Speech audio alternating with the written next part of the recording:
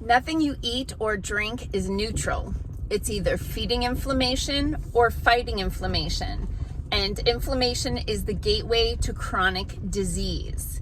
Hey, I'm Dr. Patty Barch. I'm a traditional naturopath, founder and owner of Naturally Unbridled Wellness and naturallyunbridled.com, where we focus on wellness solutions, not disease management. This is Down the Ridge with Dr. Patty, where I give you 10 minutes of holistic life and wellness information on my way to work. This is not medical advice. It's for entertainment purposes only. Nothing I say is true. Don't listen to me. A lot of times clients will ask me, what's the best diet? And that's actually very individualized depending on your genetics, your lifestyle, your age, your digestive system. Like, there's a lot of factors in play. But in general, most people will benefit from what's called an anti-inflammatory diet. This is a diet/lifestyle where you are focusing on foods that fight disease. And I'll use this same analogy with clients who come in with cancer. Nothing you eat or drink is neutral. It's either feeding your cancer or fighting your cancer. And that's pretty much the same as it's either feeding inflammation or fighting inflammation. It's either feeding your sickness or feeding your wellness. Excuse me. So in general, there are classes of foods that are highly inflammatory.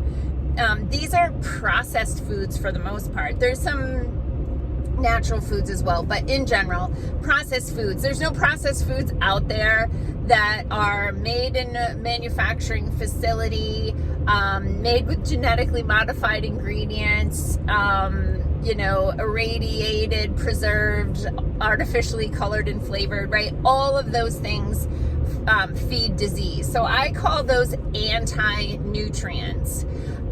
So again, this is sugar and artificial sugar. So sugar in general, pretty sunflowers.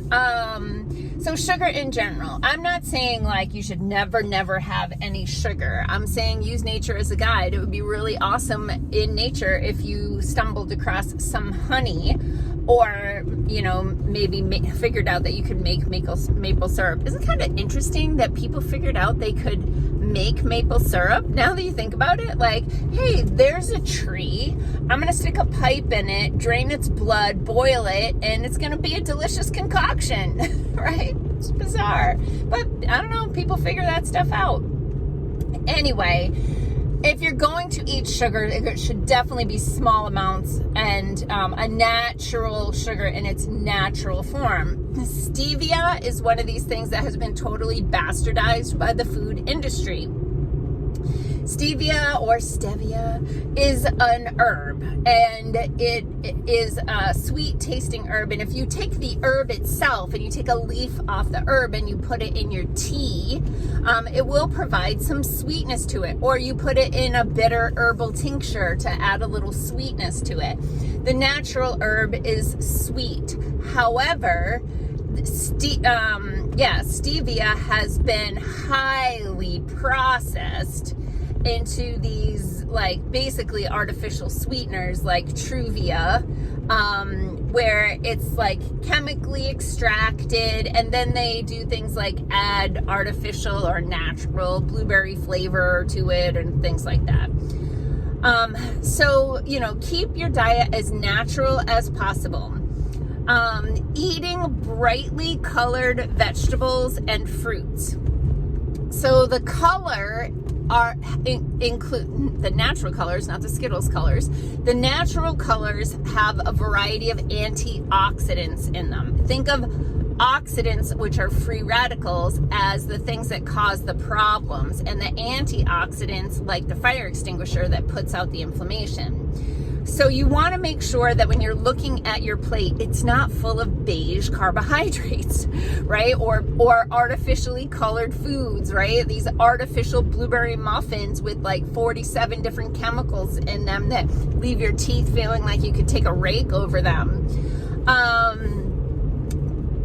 And then there are things there are healthy fats which have antioxidant benefits as well. These are things like clean fish oil, walnut oil, avocado oil, those types of things.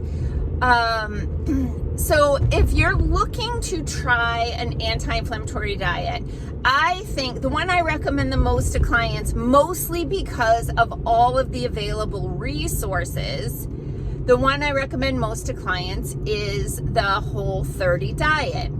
And that's really because they kind of lay out a map for you free on whole30.com. You can buy her cookbook. She's got shopping lists. There's even a Whole30 Instant Pot recipe Facebook group. It's not perfect in that they do allow for white potatoes, which I get it. They were trying to keep the parameters simplified, but white potatoes have a really high glycemic index. They can be really inflammatory. And while they're not something that should be avoided entirely, I think that our bodies are better off if we're not eating white potatoes. Sweet potatoes, great. Winter squash, great. The other thing is, I don't recall, it's been a while since I looked very closely at the Whole30 diet, and maybe it's been updated since I did look at it. But I don't know that they bring attention to how bad seed oils are. And, you know, just a thing on seed oils, people misinterpret the seed oil's bad message as if you eat the seed itself, that's bad. And that's not the case. If you're getting sesame oil from sesame seeds or sunflower oil from raw sunflower seeds, those are not bad oils. The problems happen in the manufacturing and chemical extracting of these oils from these seeds. However, canola oil, even organic canola oil, bad news, avoid it at all costs. So the Whole30 diet is whole foods for 30 days, where you avoid 5 inflammatory food groups: sugar and artificial sugar, dairy, grains, alcohol, and legumes. Legumes are things like beans and peas. Look, this is kind of funny. I got these little gray lady hairs going on here. Beans and peas, and that's kind of a complicated thing, but there's certain type of fiber in there that can be inflammatory, I think, for some people. But if people are gonna like cheat on the Whole30 diet, I think the legumes for most people are not that big of a problem. But those also need to be organic, because again, they are spraying the legume crops with Roundup, glyphosate, herbicide at harvest to kill all the plants uniformly and speed up the harvest. So in general, inflammation is the gateway to chronic disease. Nothing you eat or drink is neutral. It's either feeding inflammation or fighting inflammation. Make sure the foods and beverages that you put in your mouth are fighting inflammation. Peace out, peeps. Have a healthy day.